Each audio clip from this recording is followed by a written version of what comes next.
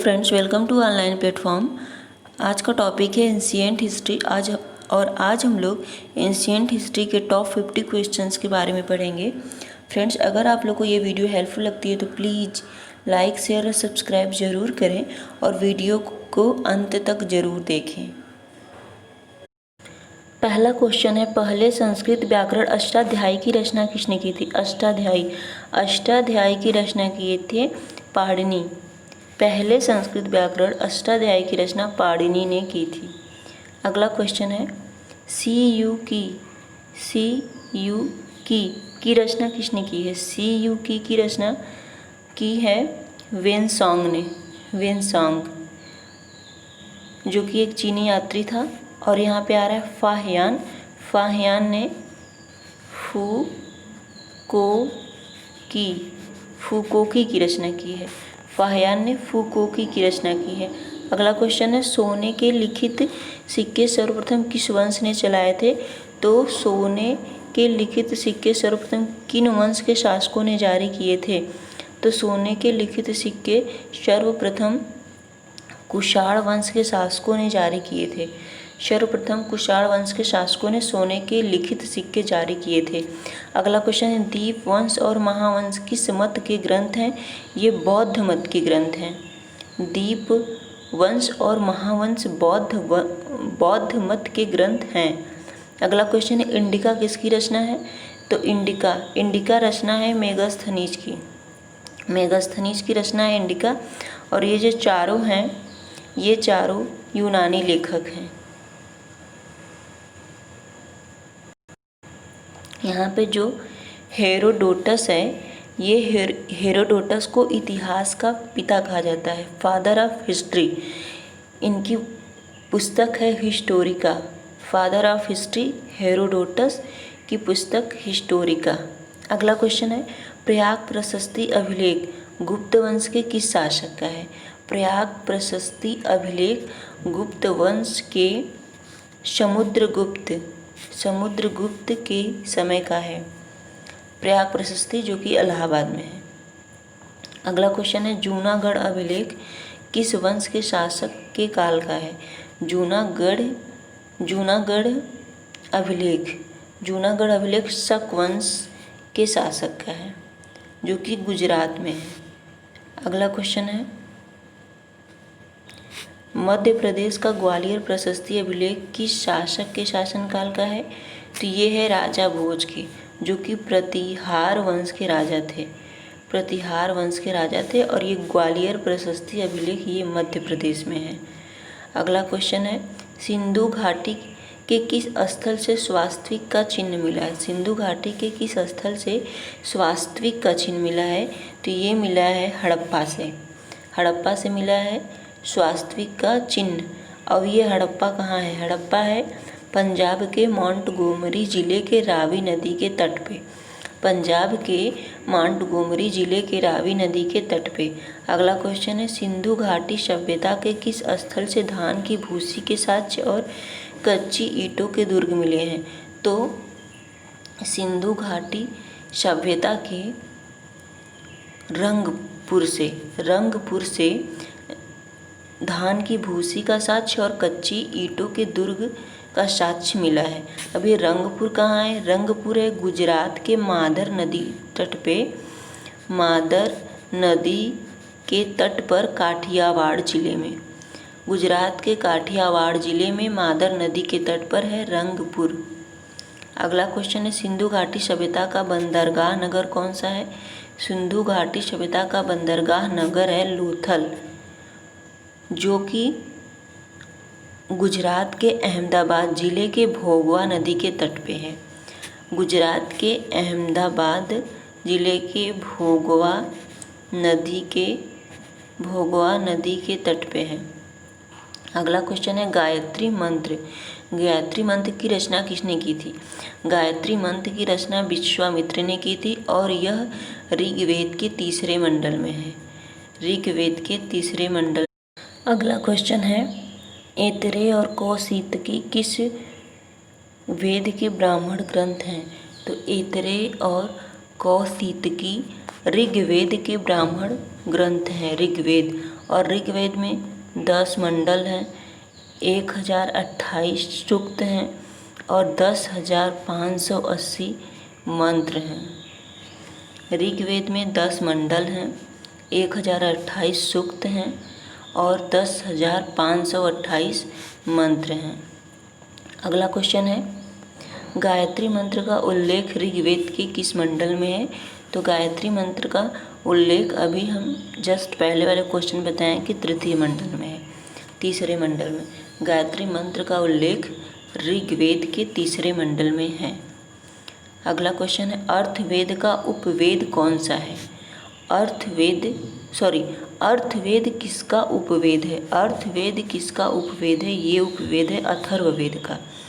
अब यहाँ पे अथर्ववेद है, ये सबसे लास्ट वाला वेद है, सबसे बाद में लिखा गया वेद है और इसकी रचना अथर्वा ऋषि ने की है। अथर्वा ऋषि ने की है, इसलिए इसका नाम अथर्ववेद पड़ा। जंगलों में की जाने वाली रचनाओं को क्या कहते हैं? जंगलों में की जाने वाली रचनाओं को कहते हैं अरण्यक। अरण्यक एक संस्कृत भाषा है जिसका अर्थ होता है जंगल, अरण्य। तो अरण्य का मतलब होता है जंगल, तो ये जंगलों में की जाने वाली रचनाओं को अरण्यक कहते हैं। अगला क्वेश्चन है, सत्यमेव जयते शब्द किस उपनिषद से लिया गया है? तो सत्यमेव जयते शब्द मुंडकोपनिषद से लिया गया है। मुंडकोपनिषद यह अथर्ववेद का उपनिषद है। यह जो है मुंडकोपनिषद अथर्ववेद का उपनिषद है। सबसे प्राचीन स्मृति ग्रंथ कौन सा है? सबसे प्राचीन स्मृति ग्रंथ है मनुस्मृति। सबसे प्राचीन स्मृति ग्रंथ है मनुस्मृति, जिसे मनु ने 200 ईसा पूर्व इसका संकलन किया था, मनु ने। अगला क्वेश्चन है, व्यास नदी का पुराना नाम क्या है? व्यास नदी का पुराना नाम है विपाशा। व्यास नदी का पुराना नाम है विपाशा।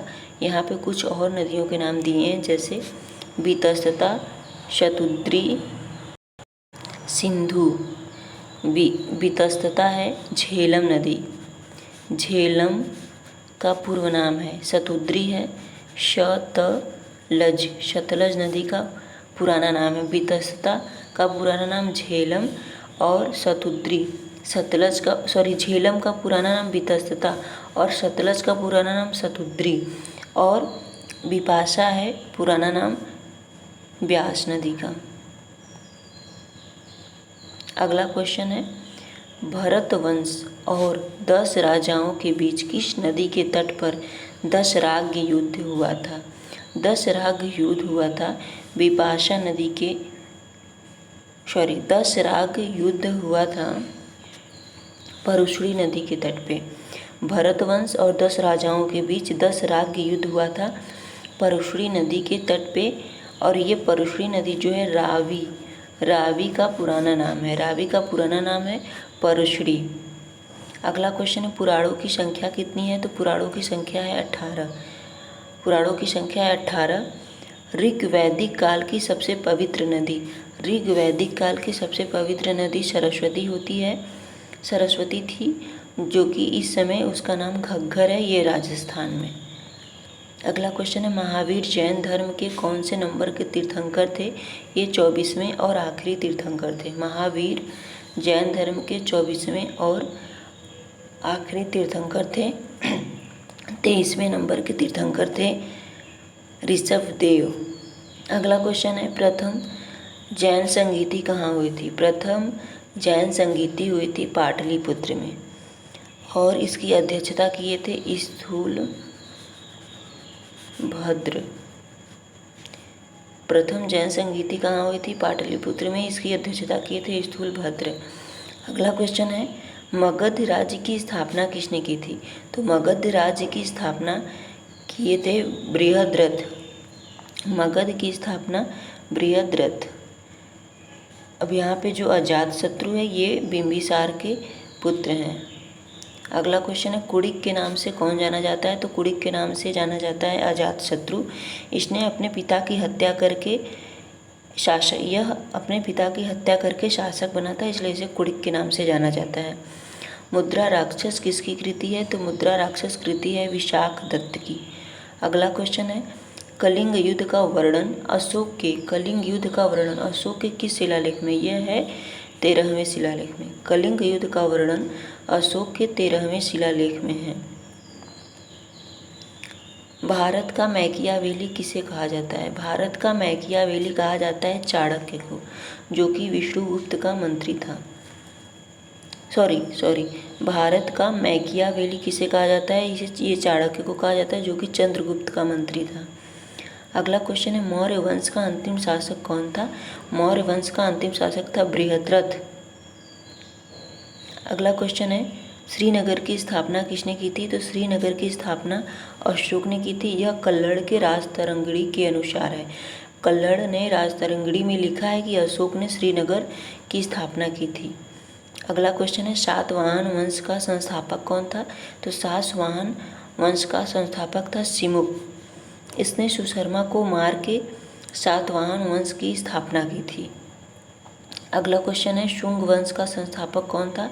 तो शुंग वंश का संस्थापक था पुष्यमित्र शुंग। अगला क्वेश्चन है नालंदा विश्वविद्यालय की स्थापना किसने की थी? नालंदा विश्वविद्यालय की स्थापना किए थे कुमारगुप्त प्रथम, जो कि इस समय बिहार में है। अगला क्वेश्चन भारत का शेक्सपियर किसे कहा जाता है? भारत का शेक्सपियर कहा जाता है कालिदास। इनकी बहुत ही फेमस रचना है अभिज्ञान शकुंतलम। अगला क्वेश्चन है भारतीय आयुर्वेद के पिता किसे कहा जाता है? तो भारतीय आयुर्वेद के पिता कहा जाता है धन्वंतरी को भारतीय आयुर्वेद का पिता कहा जाता है। वाणभट्ट किस शासक के दरबारी कवि थे? वाणभट्ट हर्षवर्धन के दरबारी कवि थे, जो अंतिम हिंदू शासक था। अगला क्वेश्चन है वेनसांग चीनी यात्री किस शासक के शासनकाल में आया था? वेनसांग हर्षवर्धन के शासनकाल में आया था, जिसकी रचना थी सुकाकी। अगला क्वेश्चन है अजंता की गुफाएं किस काल की हैं? अजंता की गुफाएं हैं गुप्त वंश की। अगला क्वेश्चन है कनिष्क के राजवैद्य कौन थे? कनिष्क के राजवैद्य थे चरक। अगला क्वेश्चन है स्तूपों का सर्वप्रथम उल्लेख किस वेद में मिलता है? तो यह मिलता है ऋग्वेद में। अगला क्वेश्चन है प्रथम बौद्ध संगीति किसके शासनकाल में हुई थी? प्रथम बौद्ध संगीति हुई थी अजातशत्रु के शासनकाल में। कालाशोक के शासनकाल में दूसरी बौद्ध संगीति हुई थी। अशोक के शासनकाल में चतुर्थ बौद्ध संगीति हुई थी और अशोक के काल में तृतीय बौद्ध संगीति हुई थी। कनिष्क के काल में चतुर्थ बौद्ध संगीति हुई थी। इसका आंसर होगा अजातशत्रु, जिसके काल में प्रथम बौद्ध संगीति हुई थी। अगला क्वेश्चन है गौतम बुद्ध के घोड़े का नाम क्या था? गौतम बुद्ध के घोड़े का नाम था कंथक और उनके सारथी का नाम था चन्ना। चेतक था राणा महाराणा प्रताप के घोड़े का नाम और राम प्रसाद था महाराणा प्रताप के हाथी का नाम। अगला क्वेश्चन है चतुर्थ बौद्ध संगीति कहाँ हुई थी? तो चतुर्थ बौद्ध संगीति हुई थी कुंडलवन में चतुर्थ बौद्ध संगीति हुई थी। प्रथम बौद्ध संगीति हुई थी राजगृह में, द्वितीय बौद्ध संगीति हुई थी वैशाली में, तृतीय बौद्ध संगीति हुई थी पाटलिपुत्र में और चतुर्थ बौद्ध संगीति हुई थी कुंडलवन में। 7 स्वरों की जानकारी किस वेद में दी गई है? तो 7 स्वरों की जानकारी दी गई है सामवेद में। सामवेद में 7 स्वरों की जानकारी दी गई है, जो सारे गा मा प ध नी है। अगला क्वेश्चन है ऋग्वेद में कुल कितने मंडल हैं? ऋग्वेद में कुल कितने मंडल हैं? तो ऋग्वेद में अभी पहले हमने बताया है कि 10 मंडल हैं।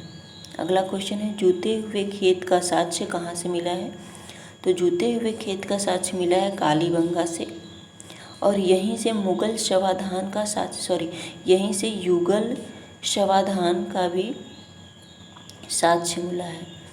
कालीबंगा से ही युगल शवाधान का साक्ष्य मिला है। अगला क्वेश्चन है हड़प्पा के उत्खननकर्ता कौन है? हड़प्पा के उत्खनन करता है दयाराम साहनी। अगला क्वेश्चन है मोहनजोदड़ो किस नदी के किनारे स्थित है? तो मोहनजोदड़ो सिंधु नदी के किनारे स्थित है। मोहनजोदड़ो सिंधु नदी के किनारे स्थित है। अगला क्वेश्चन है गेहूं और जौ का साक्ष्य, गेहूं और जौ के दाने का साक्ष्य सिंधु सभ्यता के किस स्थल से मिला है? तो यह हड़प्पा से मिला है। हड़प्पा रावी नदी के तट पर है, जो कि पाकिस्तान के मांटगोमरी जिले में आता है। मनके बनाने का कारखाना,